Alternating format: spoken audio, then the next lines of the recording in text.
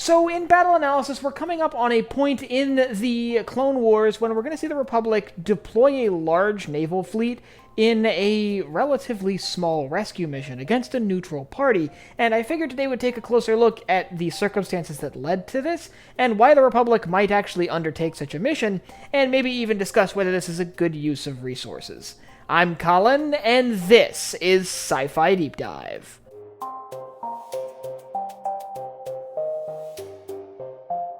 Remember, if you enjoyed this video, to head down below and hit that subscribe button. So, as we all know, the Republic is in an ongoing galactic war against the Confederacy of Independent Systems, their new arch-rival on the galactic stage, and a breakaway state that they're attempting to pacify with the use of a large clone army that's doing battle against a massive droid army. But in the midst of this, the Republic takes on some rather interesting missions using significant elements of military capability, and that's what we're going to look at today. So let's just start with this scenario in particular and how it plays out. So a group of Jedi Younglings are sent off to the frozen world of Illum to gather kyber crystals to construct their first lightsabers. This is an important part of the Jedi Younglings process of advancing towards becoming a Jedi Knight.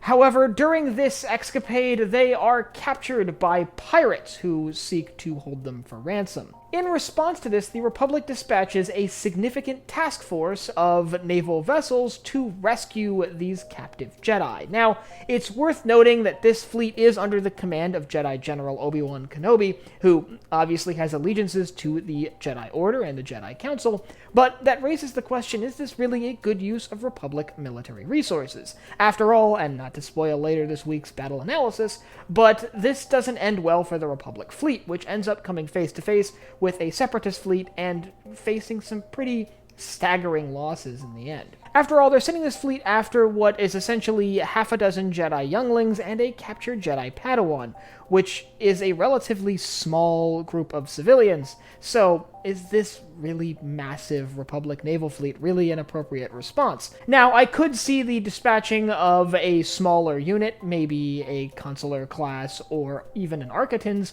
to go and carry out this rescue operation with a small detachment of clone troopers, but this is a planetary invasion force, a massive battle group that really could take on a sizable separatist army, and they ultimately end up taking on a sizable separatist fleet.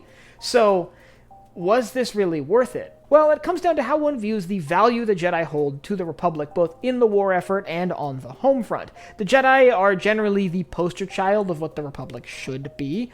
The Jedi spend a lot of time campaigning for Republic values, and do play a significant part on the battlefields of the Clone Wars, where they serve as generals commanding Republic forces in battle. So, one could make the argument that this is seen as an attack on future combatants that the Republic could use in an ongoing war against the Separatists or any future aggressor. And one could argue that that could justify a large Republic military response, but this large? Another thing that I think is worth throwing out there is the Republic seems to be having some supply issues at this point in the war. After all, they did just go on a lengthy guerrilla campaign on Onderon in an effort to avoid deploying a planetary invasion force there, likely because those troops were tied up fighting elsewhere in the galaxy.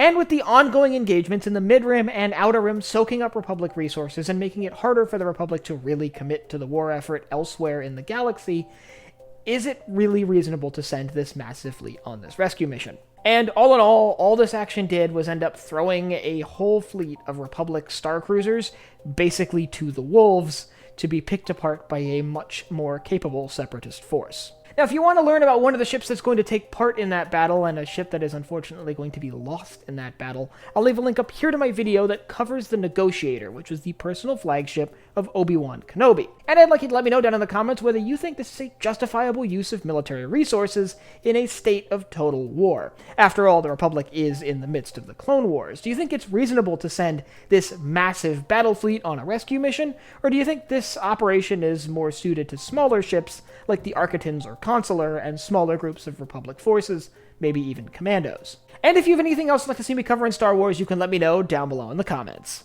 Last but not least, if you enjoyed this video, head down below, hit the like button, the subscribe button, and the bell icon so you get notified when I upload new videos. So for Sci-Fi Deep Dive, I'm Colin, and I will see you next time.